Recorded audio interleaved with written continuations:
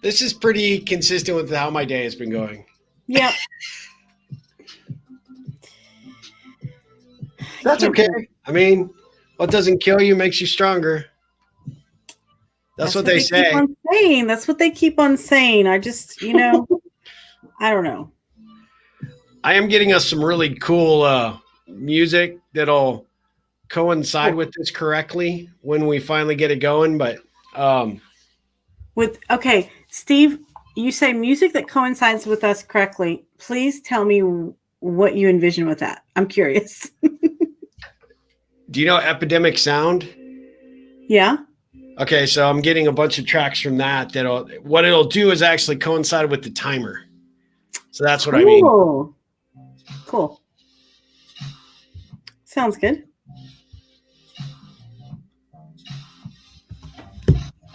So now you're on camera. You got 4 people watching you, so woohoo! Hello, people. Do some dancing or something. I don't know if you want me to do that. We got 5. See? It's working. See? It's working. See, if my face is not on the live stream and I'm just a circle neon thing going around, apparently we pick up viewers. It's like Watson, like you remember way back, I think it was on a Jeopardy show that I saw. Remember how they had the IBM Watson on there? Yep. That's who you are right now. Okay, we're dropping in viewers already. Yeah. Do something. What do you want me to do? Don't let people leave. Don't go, people.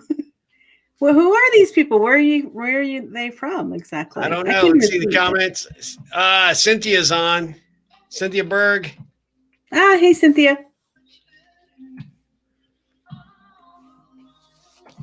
So we're back to 3. Come on, dance. Do something. What are you going to do? Let me see. What can I do? Where is Cynthia located? In Austin? Minnesota. St. Paul. Minnesota. Minnesota. Is it cold up there already? I'm sure it is. Oh, it is. So this is weird that my countdown, because this is off.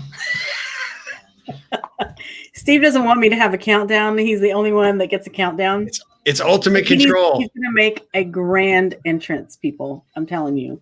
I'm just a DJ. Yeah, exactly.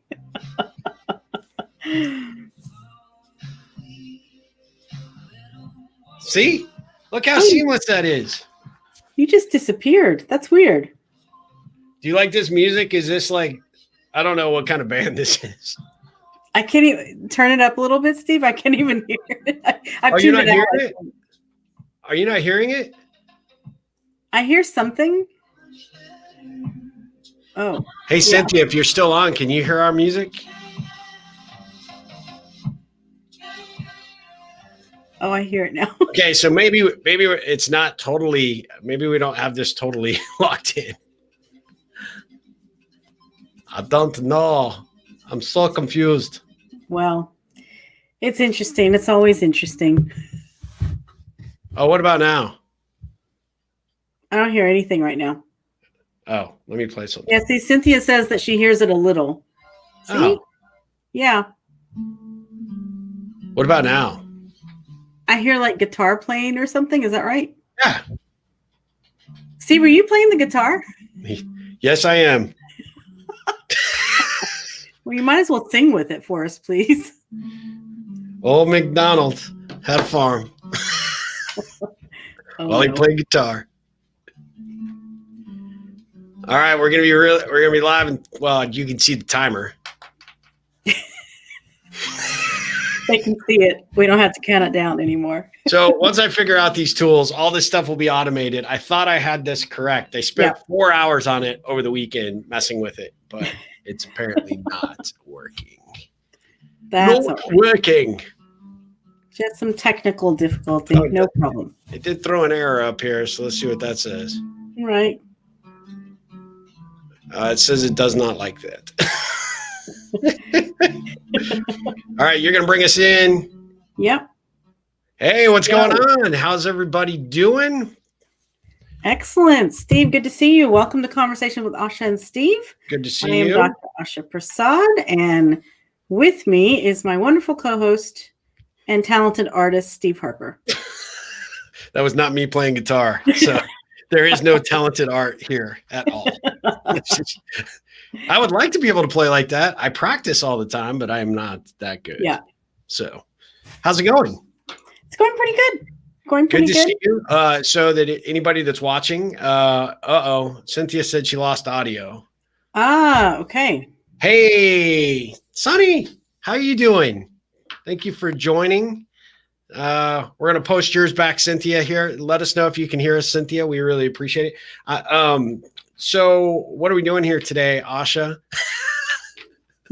We're hanging out. No, we're going to talk about, this is our part 3 of our series, actually, of talking about like setting our goals and setting our intentions for the end of the year, new business year. I believe that's what we talked about, right, Steve? That Absolutely. we were going to share with we've people. been doing a 3-part series, right? So the first series we talked about, sort of getting yourself prepared for the winter months ahead, right? Trying to figure out how to get your physical and your mental state kind of correct. Last month, we were sort of talking about how to get our business aspects, kind of aligned. And really, this particular episode, we're talking about what do we need to be doing? Everybody talks about goal setting, resolution making, sort of ties into last month's conversation or last conversation we had on the podcast, where you're sort of aligning what you need to be doing relative to your business. And I think a lot of that comes down to how do I make sure that I've got the proper, striving to do the proper things in order to finish up the year strong, as well as potentially what I need to be looking at for 2021, because things are way different than they were this time last year. They are. So, and for businesses, that can be a bit of a challenge as well. So we want to find a way to talk through that process and help people figure out how to make sure that they're setting the proper goals and objectives for the upcoming year. I know we talk resolutions too, but really goals, resolutions, they're really kind of one and the same thing, especially when it comes to your business. Yeah, definitely. I mean, I tend to call them intentions, basically, only because instead of resolutions or goals, just because it's kind of like getting in alignment with what you're doing, but why you're doing it, like why you want to reach a certain goal, like kind of digging a little bit deeper, kind of helps keep you on track.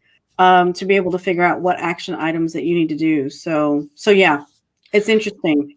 So what do you do as you enter into these months, for the end of the year, November, December, what do you start doing for your business relative to, do you go back and look at what you did for the goals that you set for this upcoming year, do a kind of a year-end review? Do you kind of know as you're achieving those things throughout the year that you're kind of ticking those off the list, don't need to put any more mental energy to it, now I'm focusing on something else? Or what's your process as we get through the late fourth quarter? Yeah, what's interesting, Steve, because I usually look at things as I go. Like, so I basically will start the year out with like a list of like my highlighted things, like say 3 or 4 top things that I want to do and achieve, and where I want to kind of take things in the business. And then as I go, like quarter per quarter, I kind of break it down per quarter and kind of look at it and just check it off and then reassess, because at any time, some of those things that I may have thought about at the beginning of the year or at the end of the previous year may not still apply. It may not have such a high priority anymore. Yeah. So I'm always reassessing throughout the year, pretty much on a quarter-to-quarter basis. So that's pretty interesting. So do you spend, let me ask you, do you spend time doing that on the fly, or do you dedicate time in your schedule to kind of evaluate what you've accomplished over the last quarter, or how do you go through that process? I dedicate time. I'm a big believer of, setting aside that time, getting it on my schedule, because as you know, Steve, if things are not on my schedule, I never used to be that way. Actually, it's so funny because I never used to be such a stickler with that, because I just thought, oh yeah, I'll figure out the time. But then as your businesses grow and as life gets crazy as it is, you start to realize like how important it is, because I one of the things that I see is that I can get myself in the right mindset to do that particular review or reflection time or whatever. So that's why I get it on my schedule. I schedule it out actually from January 1. I've already have it scheduled out. So I know when I'm going to be doing that. Really? Oh, that's pretty good. So I've Yeah. learned two things about you over the last week: that you chunk your time up into 20-minute segments, Yep. which I think is pretty fascinating. And then you also do this quarterly check-in with yourself. Do you Yep. do the time when you make that time for yourself in the schedule? Do you go anywhere special? Do you have a specific time? What's the process? Walk us through that process. Well, it's interesting because this year it's like gone from the home office to the living room. That's where I've like moved around a little bit this year. No, but you know what? Actually, it depends. Sometimes I will, especially if it's beautiful outside. I like to go for a hike and then find a really quiet spot, favorite spot of mine to sit there. And I've got my laptop, I've got, my calendar, whatever it is that I need, just there to kind of review. But a lot of times I'll just literally do it like in my home office or whatever, and just take that time and just make it, that's the project for the day of really Really? looking at everything. And so, and I usually have like a little place where as I'm going through the quarter, like when things come up that I'm just like, I need to review that, I just put it in that kind of like a little box.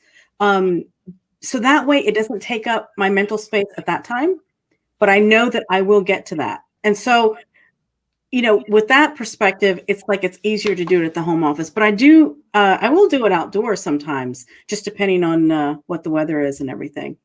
Yeah. So we got a question in. I'm not sure exactly from who, but somebody asked what kind of planner you're using.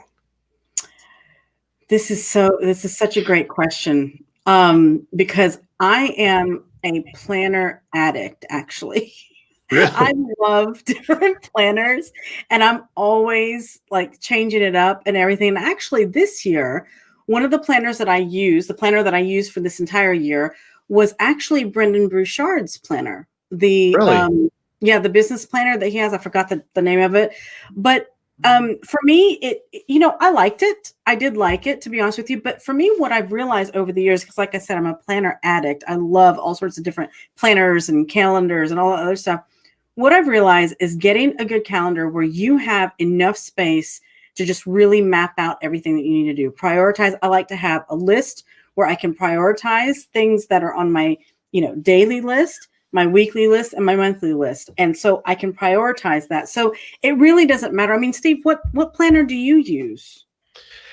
So, I actually don't have a planner per se. Mhm. I actually had a guest on my podcast that turned me on to kind of a lined notebook. It's kind Mhm. of the bullet journal approach. Yeah. And I used to always use a paper planner. But I have, as you know, I'm running 3 companies and I have 6 email addresses that I have to keep up with plus Yeah. calendars. And it became impossible for me to just try and coordinate all that into Yeah. paper because I have so many things that I do. So I kind of got rid of the planner. I used to be a daytimer guy. I Hmm. really loved the daytimer concept and the approach. And in fact, one of my first bosses was the guy that actually got me on that product. I think Okay. it was, I can't remember the name of the company that actually started it, but it was a really good way for us to keep a daily log of what our activities were. Hmm. So I did that for a lot of time, a lot of years, had my sales team do that. But then as you move more towards the electronic side, I'm probably more dependent in that, which is not ideal because it's hard to look Yeah. at it from a global perspective. So this year, Terry Greer, a friend of mine, talked me into trying the bullet journal. He actually got me one last year in Ripple colors, and I tried it. I followed the Okay. process with diligence, Yeah. and then I just stopped doing it. So I try. Yeah. I was using it to organize my day, but really to try and capture some of my my thoughts, Hmm. observations today, some of the things that I was trying to achieve relative to a daily goal or to a weekly or monthly goal. Right. And what I actually found is that process within that journal was not necessarily working for me. Yeah. So I actually, as you know, I have my own Ripple journals. And so I just took one of the blank journals and I started creating that as my mindset, sort Yeah. of. I always have and I don't have it here because I came into the studio late, but I Hmm. normally have it always within arm's reach, right? So that Yeah. I've got a place to capture my ideas or, have a way to be able to track my high level goals and objectives.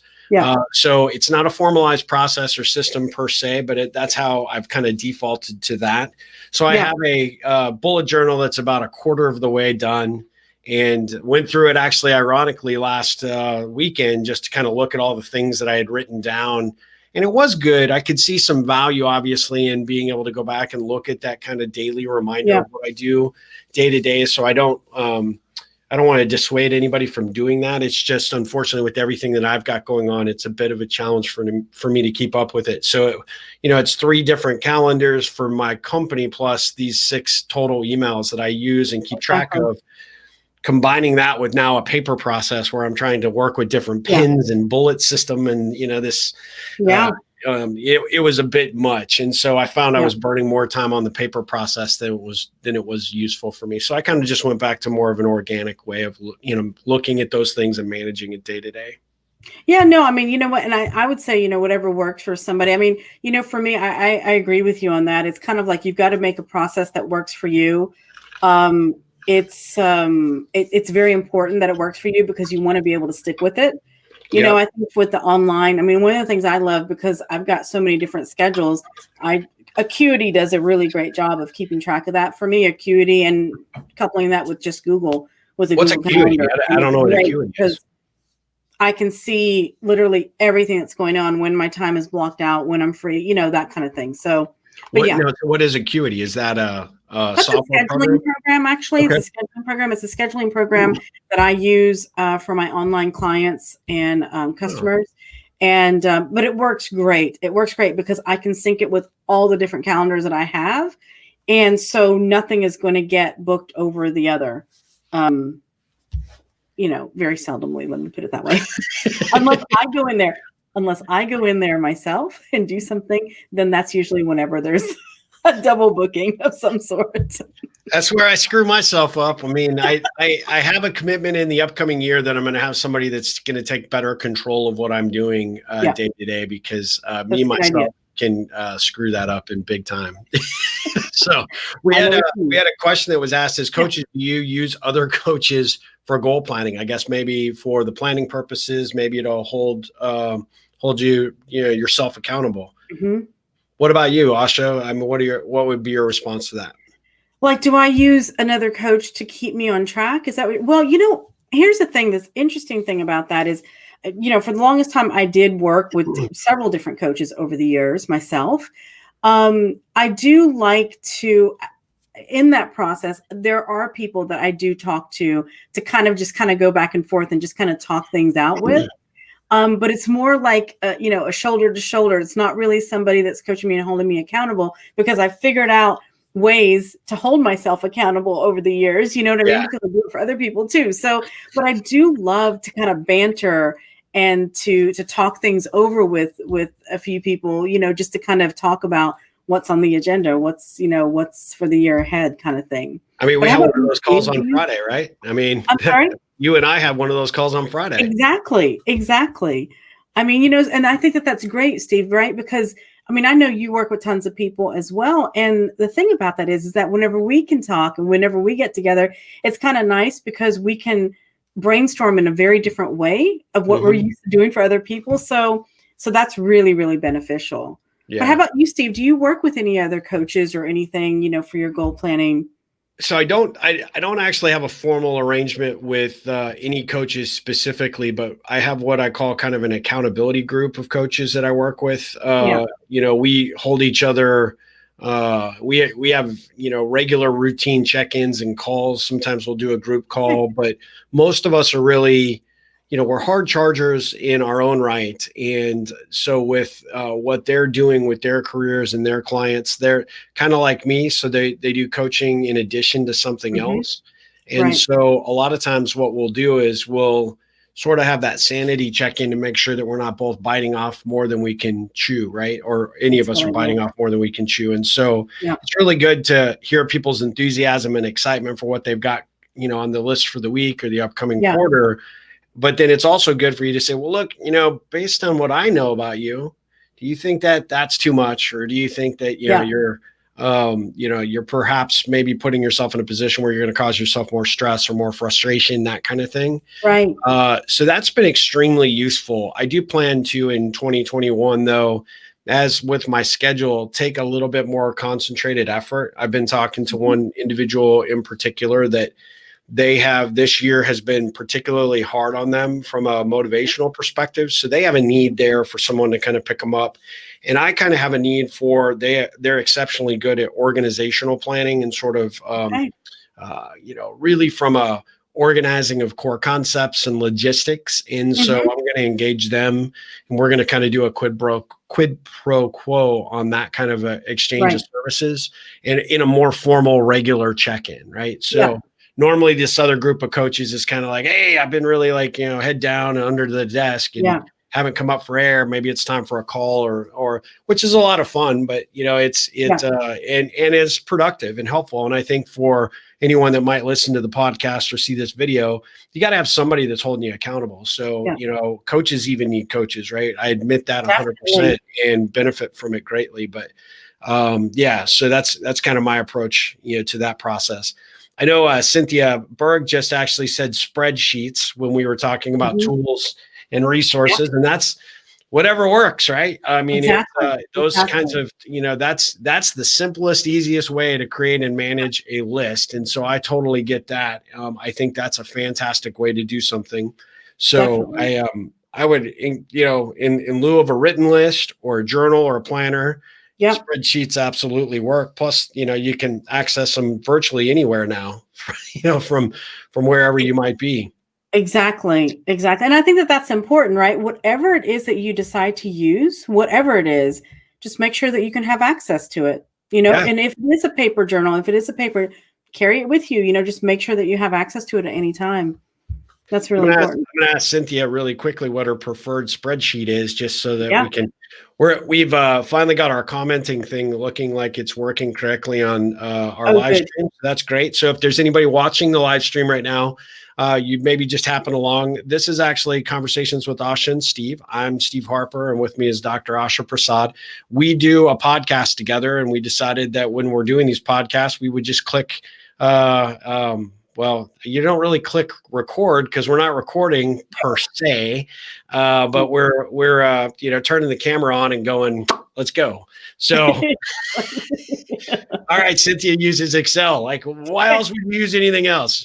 Google Sheets is okay, but it's not as good as Excel. It's not as good as Excel. Let's be honest. It's not. Although I will say I'm not a super fan of Microsoft right now. So. These gray hairs right here came from my call with Microsoft today. Oh, goodness. That's a totally different podcast episode, and it will not be G-rated. Yeah. So, close your ears, everybody. Yeah. So let me ask you, so as you get towards the end of the year and you're really good at ongoing process of tracking and managing your goals and objectives, but when you're talking to your coaching clients, how do you help get them in the mindset of, because we're at the end of the year, so there's the review process. And although I suspect everybody's review will be much like mine, we didn't accomplish the things that we thought we would. And we accomplished a lot more than we thought we would in some ways, which I'm hearing a lot from my coaching clients that they found new time in different aspects as well. But the other, but that end of the year review process is important. And, I'm also curious about how you kind of, do you spend time on your relationships with your coaching clients to do that? And then do you do it as part of the upcoming year planning, or do you do those as separate sessions, or do you do it at all? Or do you recommend people do it? You know what? I do it as separate because, one of the things that I find, Steve, is that a lot of times, I'm a really big mindset person, like what we're focused on at the moment. Like, are we focused on the past, 12 months or the past 11 months, or are we focusing on what's going on, and I think it's always a good idea to do separate sessions with that, to really talk about, okay, what's going on in the last 11 months? What did you set out for? What were your goals? What was achieved? How do you feel about it? That kind of thing. And what exactly is it that you're wanting to take forward with you? Are you wanting to take anything from that list of things that maybe didn't get accomplished, for example? Is that something that still is that you're really, really wanting to do to take it to the next year? Yes or no? You know, so then you get into that conversation of, okay, let's talk about the next 12 months. And I think it's important to have those separate conversations because you're in two different mindsets in both of them.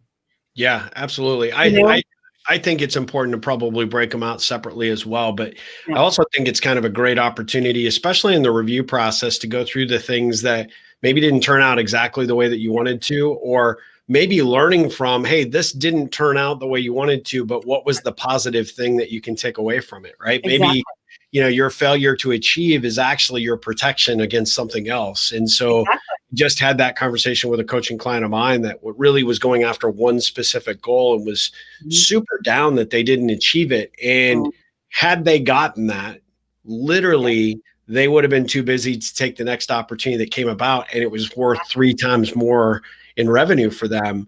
They would have been sucked into this next year and a half contract. And so, you know, sometimes it's always interesting. They always say, you know, if you want to make God laugh, tell him your plans, right? So, but I think it's important to have those, but I also think it's good to have those, what I call kind of postmortems, to figure out why things didn't work out. What could you do differently, maybe to, improve an outcome in the future? What can you, benefit from understanding the environment or the experience? I think those things are really key. But then also recognizing and appreciating sometimes things don't work out for a very specific reason, and bigger and better opportunities are coming your way. I mean, I think it does always. Honestly, I think there's always a reason. There's always a reason why something works or doesn't work. And, being able to take those gracefully and say, okay, well, you know what? It just didn't work out. All right. What can I learn from this? And how can I utilize? You probably learned a lot of things in that process. How can I utilize that for the next thing? Absolutely. And stuck on it. Yeah. Yeah, absolutely. Without question. So, with the change in environment that we're all experiencing right now, really quickly, I popped this up for Cynthia. Cynthia uses Evernote for content management. Excellent tool and resource, without question. I have actually found Evernote is a great place to collect some of the useful links and idea content that I'm generating. And then high ambition, but moderate expectations. I love that. Yeah. I love that comment. Yes, Cynthia. Thank you. That's great. So Evernote and those types of tools to capture those ideas and collect those, and then keep those in a safe place that maybe isn't contained in a journal, or, you're going to misplace, your loose leaf notes or whatever, I think is really kind of key. So that's a really good point. But as we're moving towards this, end of the year, and it looks like to a certain degree that a lot of things will not change probably for 21, at least early 21. How is that affecting your approach to planning what's next? I know you're doing it quarter by quarter, but you have clients, I'm sure, like mine, that are looking at, year-long goals, or maybe they're not time framed per se, but these are the next things that I want to achieve. So how is that crafting your strategy and conversations to prepare for those things in the future?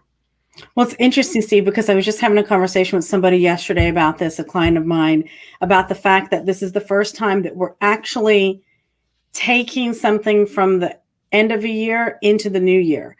Normally, if you think about it, whenever we're done with the year, like I remember when 2019 was done, I was like, see ya, because it was just like, that's it. But little did I know that 2020 would be like, hello, you know what? We got a surprise for you. So did you do this? Was this your fault then? 19 didn't suck that bad. 20 has sucked pretty bad. I just thought that 2020 sounded better. Like the whole year last year, I was like, 2020 just sounds better. It's going to be awesome. Yeah, awesome. Well, it was even. We're never supposed to have bad things on even numbers. And no, I know. It's like, what's up with this? I don't know who made that up, but they lied, apparently. They lied big time.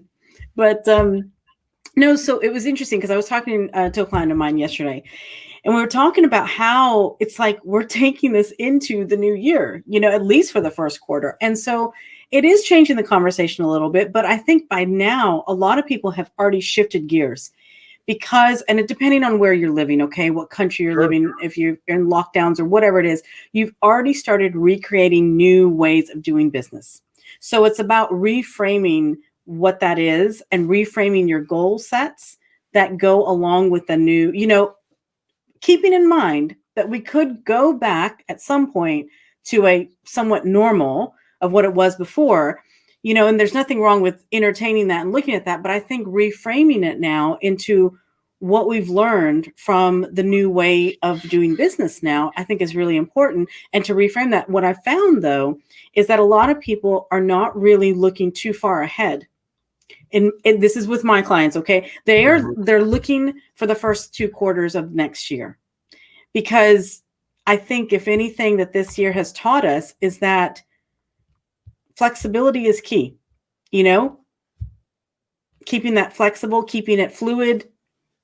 So I am curious. I mean, this isn't necessarily goal oriented, but I know you have clients that are this way. Heck, you're this way with your practice, right? So how do you remain flexible when, or how do you mentally prepare to remain flexible when some of the key aspects of what it's going to take for you to continue your practice, right? To be able to see patients, there's a lot of things that are up in the air. So how do you approach that? How do you maintain that positive outlook and attitude? How do you still prepare what your goals are for the first quarter or for 2021 without that kind of being like a kind of a drag on your motivation?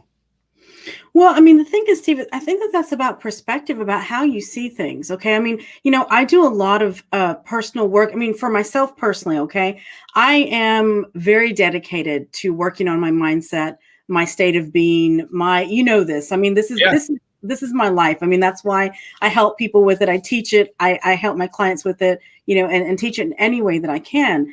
And so what happens is, the more, it's like anything else in our life, the more that we practice something, the more that we do something, it actually becomes a way of being. Okay. And it becomes a way of thinking. So it's basically, you're going to be, either the person that's always going to look at something as, okay, the glass is definitely half empty and it's always half empty, or sometimes it's half full, but I don't really know. I don't really notice it. You can either be that, you can train yourself to be that way, or you can train yourself to look at the positive. Now, I'm not saying be in denial that things are changing. And I mean, sometimes it does feel like this year, it felt like the rug was getting pulled out from underneath,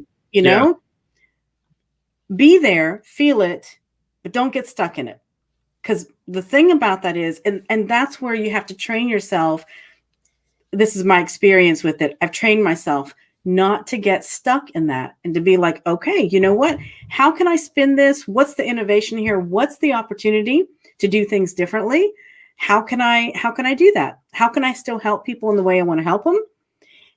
But that comes from a way of thinking, a state of mind, basically. It comes from really the way that you've trained yourself to think. So yeah, that's what I would say. Does that make sense?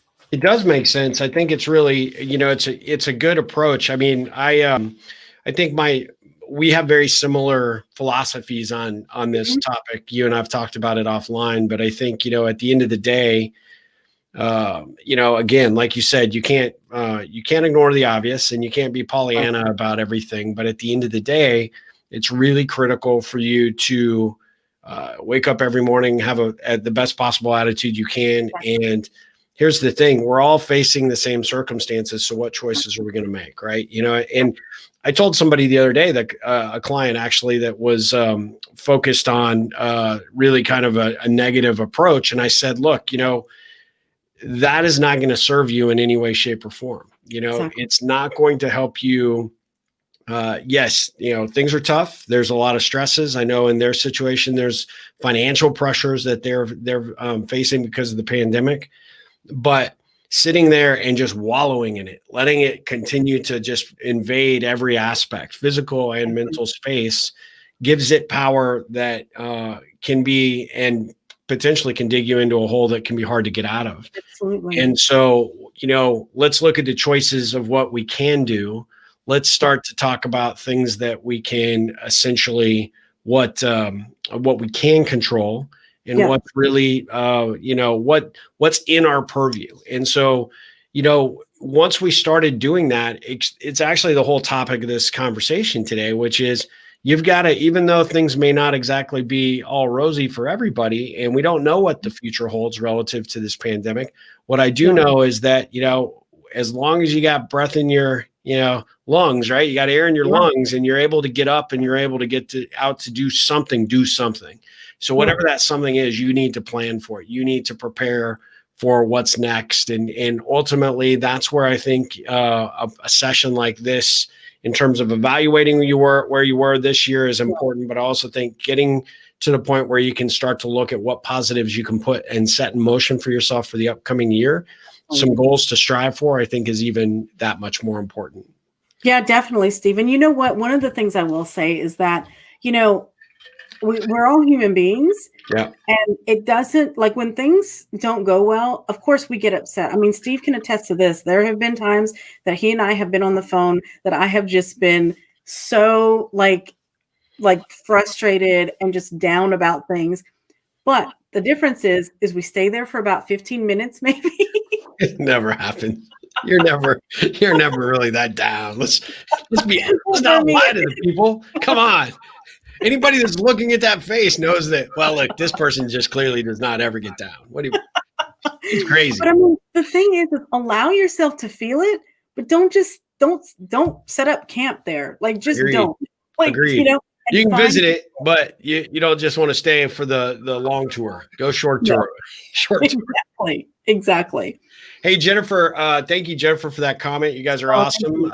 We appreciate it. I'm glad that you're benefiting from this topic. We do appreciate it. We have viewers from Facebook, YouTube, and Periscope, a la Twitter.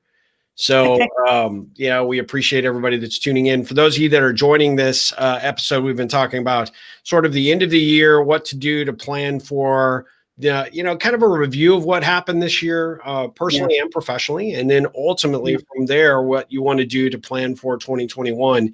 Again, figuring out some things that you can put out there on the horizon that you want to achieve, some things that you can try and put in your direct control. If the pandemic's taken certain things out of your specific hands, doesn't mean everything's out of your hands. So you got to find those things, and doesn't mean that you just bury your head in the shell and, pretend that this thing didn't, wait till everything blows over or it didn't happen. So at the end of the day, that doesn't serve anybody and will only serve to put you further in the hole than you want to be. Exactly. So, this has been fascinating. We've gotten really good feedback on the last 3 episodes because they were super actionable, super focused on a real specific outcome. Let's let the folks know kind of how they can find out more about us and ultimately, if they've got topics they'd like us to cover for the upcoming year, how best to get that information to us. Yeah, so definitely you can go to our website, conversationswithashaandsteve.com. You can email us there through our contact form. You can also contact us on Facebook on our Facebook page, private message us there, or individually. Steve, how can people find you?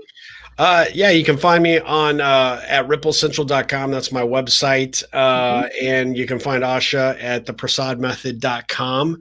We're on all the social platforms. I'm Ripple on. What's your handle? At the Prasad Method. At the Prasad Method, yeah. So you can find us pretty much anywhere that you look, really, at the end of the day. Pretty much. We'll be there. But we've got some exciting things that we've got on tap for 2021. We're going to have one more episode that we're going to do before the end of the year, and then we're going to hang it up for a couple of weeks and take some time off and enjoy the holidays and just kind of recharge our batteries, do our own set of goal planning, and figure out what we want to accomplish in the upcoming year. And so we'll take a few weeks off, and then we'll be back for. Will this be like literally season 4 that we're talking about? Yes. Holy yes, mackerel. it will be.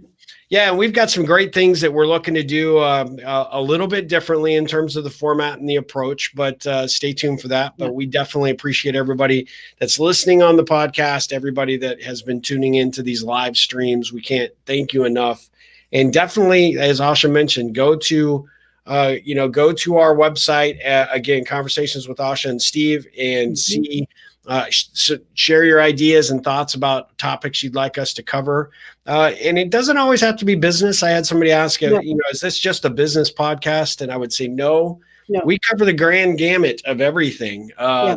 The nice thing about it is, Asha has an unbelievably diverse background and experience, which allows me to have some really interesting conversations with her. I can't intellectually keep up with her, but I do my best. So